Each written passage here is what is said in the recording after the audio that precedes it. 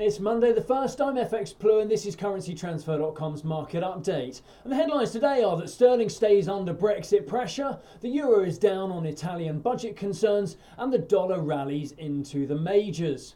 So the Conservative Party conference started over the weekend and so far Theresa May seems to be clinging on to her Chequers proposal.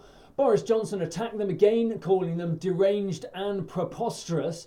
But Johnson's stance has also been criticised by senior party members, ranging from irrelevant through to dangerous. On the Brexit front, both sides have acknowledged that they've reached an impasse and they're both going to need to go back to the drawing boards, but it's becoming a relatively impossible situation.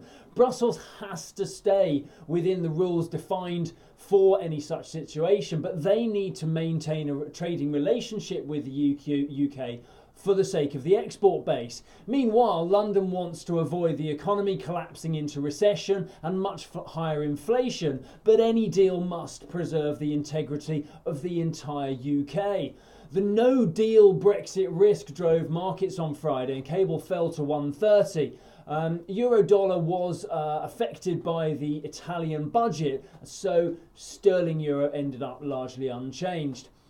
The Italian budget was voted through on Friday. They voted through a 2.4% budget deficit against GDP. The economy minister had wanted 1.9% and coupled with significant reductions to Italian borrowings, but he caved under pressure from the coalition partners. For reference, the previous administration had agreed with Brussels to reduce their deficit to 0.8% of GDP. So this new budget puts Italy firmly on a collision course with Brussels, and that drove euro dollar down on Friday, and we touched around 116.